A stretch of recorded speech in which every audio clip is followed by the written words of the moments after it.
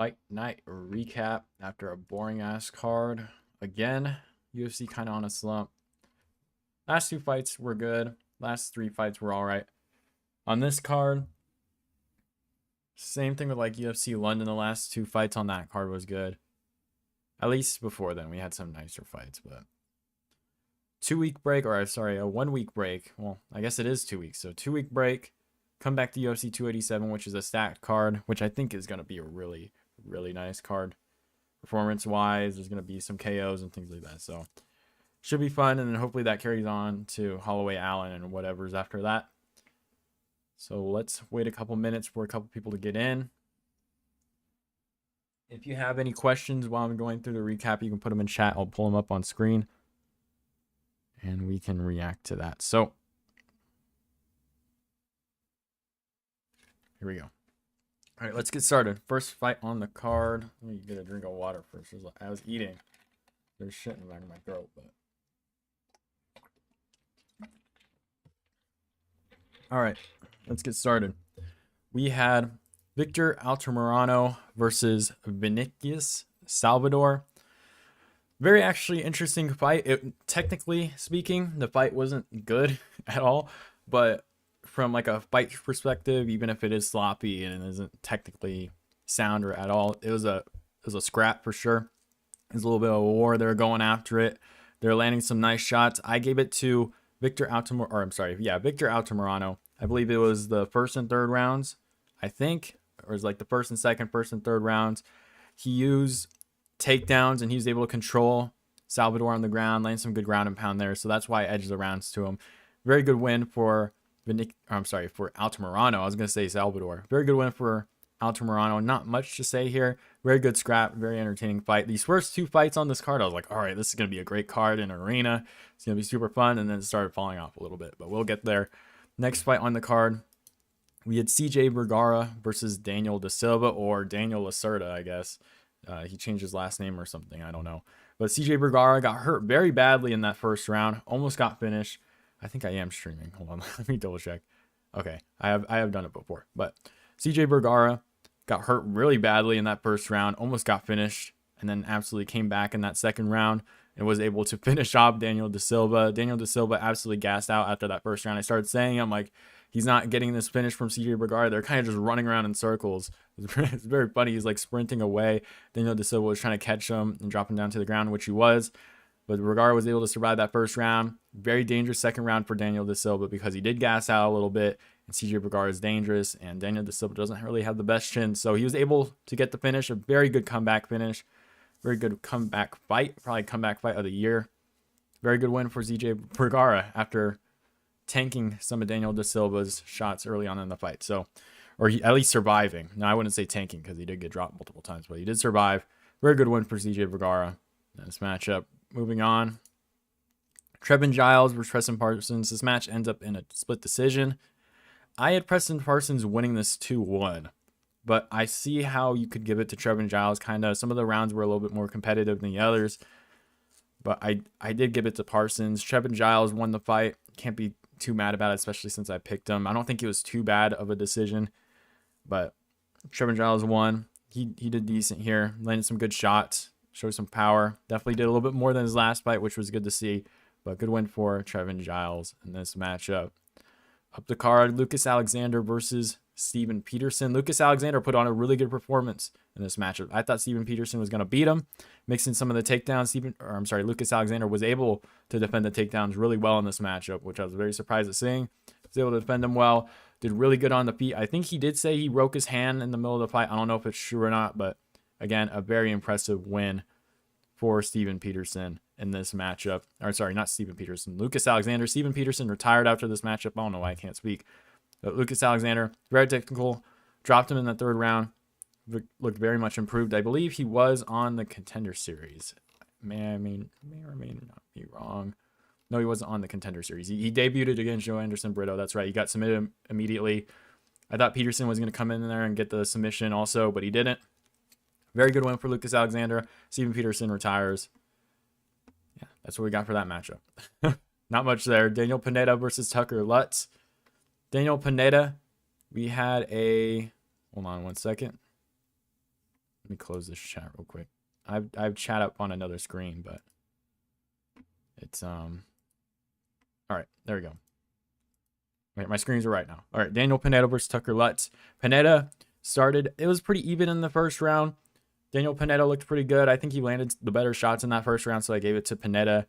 But it was a close round. Second round, I think he did drop Lutz. It might have been in the first round where he dropped him, but he did drop Lutz and was able to get submission by a guillotine in this matchup. And I think he did get UFC Fight Night Performance of the Night. So very impressive win. Gets 50 Gs. Good for him. I had Lutz in this matchup, so I was on a little string of losses here. But very good win for Daniel Pineda.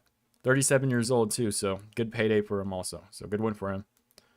Not much to say there either. Good guillotine choke. It was nice to see a finish after a couple decisions for sure. What else we got? Oh, Albert Duraya versus Chidi Njokuani. Oh god. I had Chidi Njokuani winning this fight. I think a lot of people had Albert Duraya, but I believe, what was it? It was rounds 2 and 3. I had Njokuani. Round 1, Albert Duraya got the takedown, I believe, and then he was able to land some good shots on the ground. But in the second and third round, I thought Chidi Njokuani landed the better shots. The second round was a little closer, but again, I still think Chidi outstruck him and did a lot more damage. And I don't think he outstruck him, actually. Like, volume-wise, he didn't outstrike him. But I think damage-wise, I think he did enough there in that second round, and I think he did enough in that third round to get the win. He didn't get the win, sadly. Would have got me 80% on this card, but I thought it was a very bad decision. But, you know, it is what it is. I think it was it a split decision? Yeah, it was a split decision. Yeah, I had Chidi Njokuani on that one. I don't know how they didn't give it to him. Another split decision on this card. We had 3 split decisions. I think even last card, 4 split decisions. We've had a lot of split decisions lately. I don't know if it's like a matchmaking thing or if it's a judging thing. It does seem like the judging has gotten a little weird so far this year. Hopefully they can fix it a little bit. But we have Andrea Lee versus Macy Barber. I had Macy Barber winning this fight. Some people were saying robbery. I was actually very surprised at that. I had Macy Barber winning rounds 1 and 2. I think round 3, you could give it to Andrea Lee. It was a closer round, but I did give it to Andrea Lee. I had a 2-1 Macy Barber. I thought she did enough on the ground and did enough on the feet. So I gave it to Macy Barber. I don't know how. I guess she did get a 30-27 decision by, who was it? Big John. Big John. Who was it? Big Dan Mergliana. There you go. 30-27 decision from Dan Mergliata, which a lot of people are angry about. I get it. Third round was a little close. I had a 2-1 for Macy Barber, so I guess third round being close, he kind of gave it to her, but I definitely had a third round for Andrea Lee. But people were mad at that decision. I don't think it was a robbery. I thought Macy Barber won that fight. She did look a little better opening up the fight. When it started going on a little bit more, the technique started to go a little bit, but technique-wise, she did look a lot better. She's definitely looking like she's improving. 24 years old, and she's looking a lot better. Yeah, good win for Macy Barber. I thought she did really well. Andrea Lee's a very tough opponent to fight, so very good win for her. Up the card after our, I guess there's a 2 decision go there with a bunch of split decisions. But we go up to Nate Landwehr and Austin Lingo.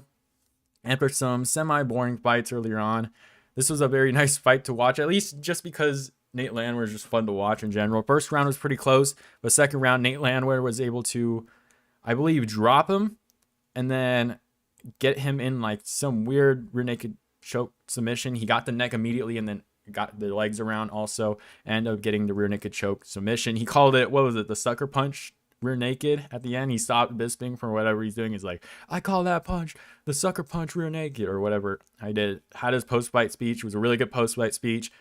Everyone loves Nate the Train. He called out Alex Caceres. I want to see that fight also. I think Caceres might win, but that's a really fun fight in general. I don't think Austin Lingo, although Austin Lingo did do a decent job here, I think a Caceres fight is going to be really fun, especially I think they just go at each other. Nate Landwehr didn't take much damage here.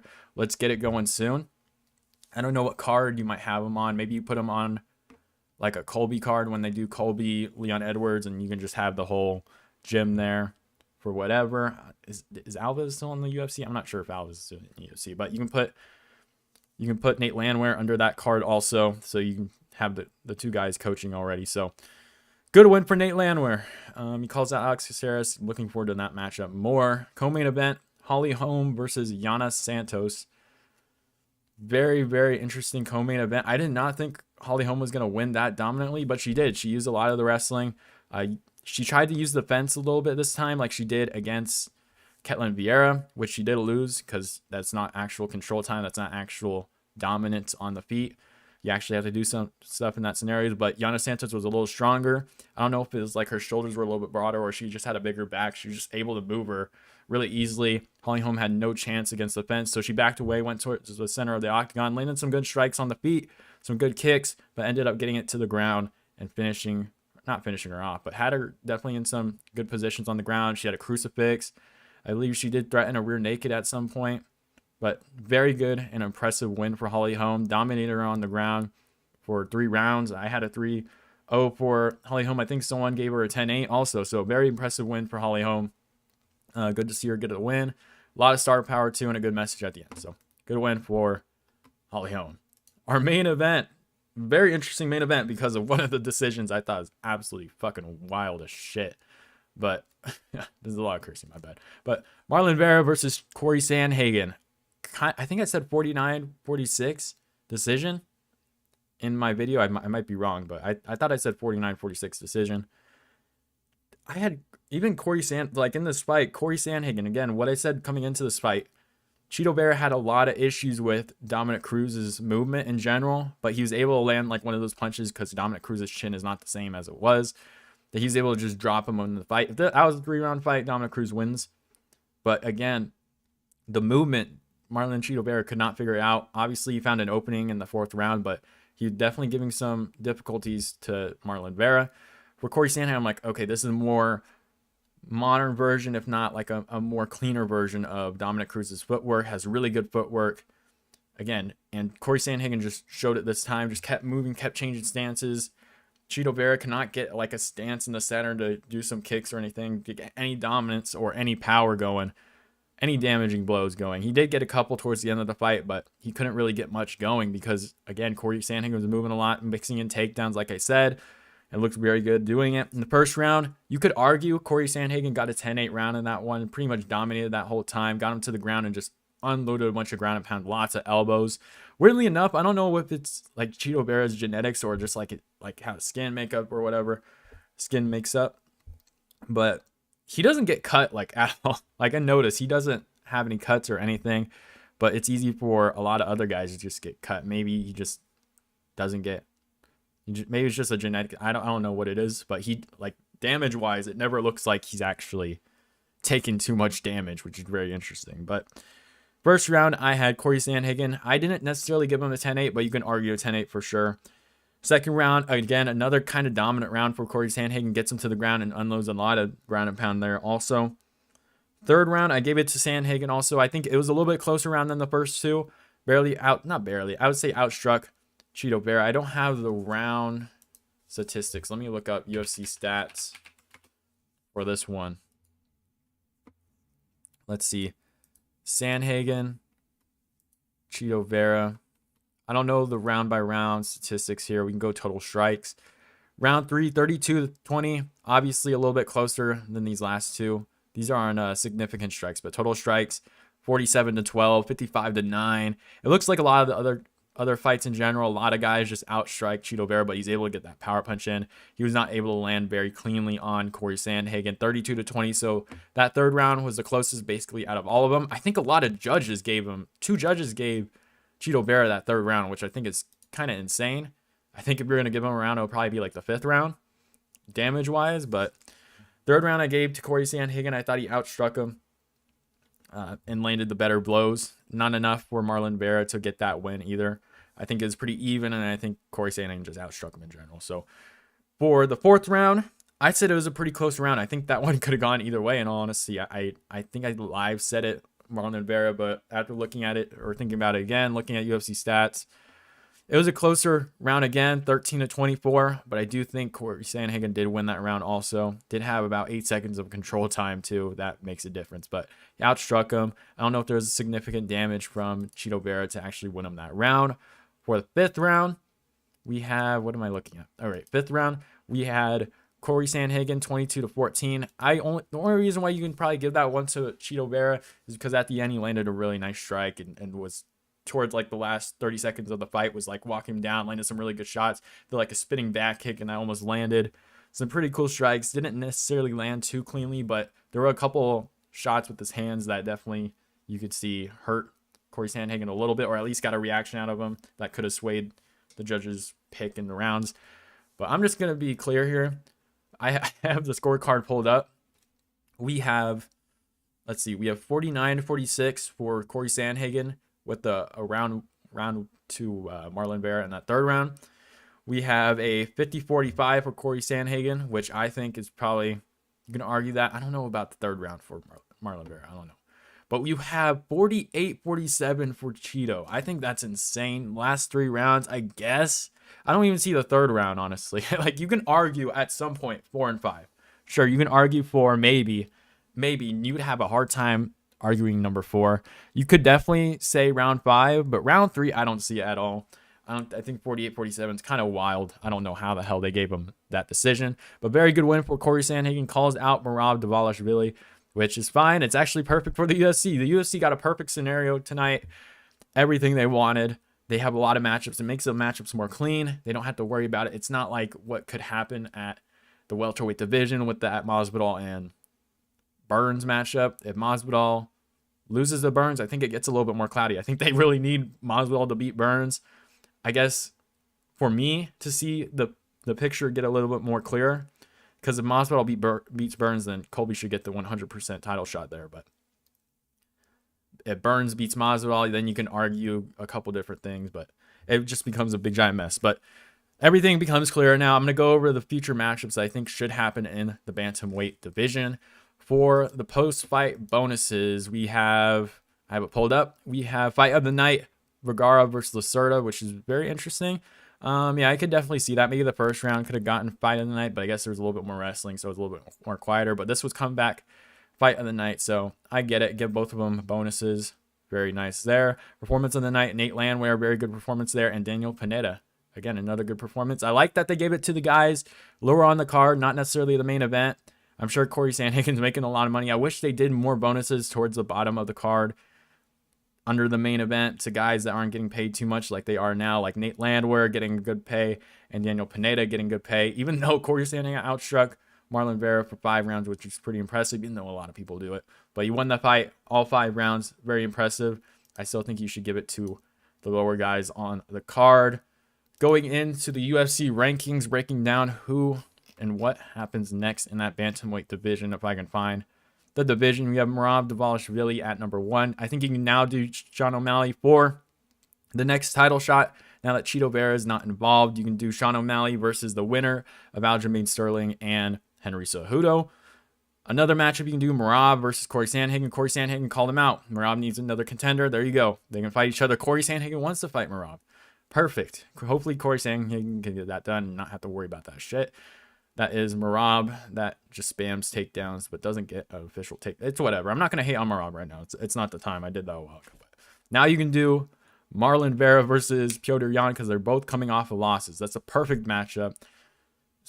Oh, I love that matchup a lot, actually. I think I can't wait for that matchup. I think that's a perfect matchup to be made. Petr Yan versus Marlon Vera. And then, obviously, Rob Font versus Yanez is happening. Division moves up a little bit. Whatever's going on here is very interesting. So Dominic Cruz versus the rumors, Cody Garbrandt. But a lot of things are being made. The picture's a lot more clear in the bantamweight division. The best case scenario happened for the UFC tonight. We have Cheeto Vera moved out of that picture because if Cheeto Vera would have beaten Corey Sandhagen, you might move up to Sean O'Malley, and you have to argue Sean O'Malley getting the title shot while you have all these other things going on about how Colby doesn't deserve a title shot, and then you have Masvidal thrown in there, and you have Conor McGregor thrown in there. Guys that don't deserve title shots supposedly. So it makes it a lot less muddy. You can do Cheeto Vera versus Petr Yan, which is an awesome fight. You can do Sean O'Malley for the next for the next title shot, and then you can do Merab versus Corey Sandhagen. Beautiful. Everything's figured out in the top 5. It's perfect. I hope you guys enjoyed the video. I think this one was a little bit more cleaner than my last fight recap, so I hope you guys enjoyed. Decent card. I hope the next card is good. It's a 2-week break, so I'll probably have to figure out something to make over the next week. But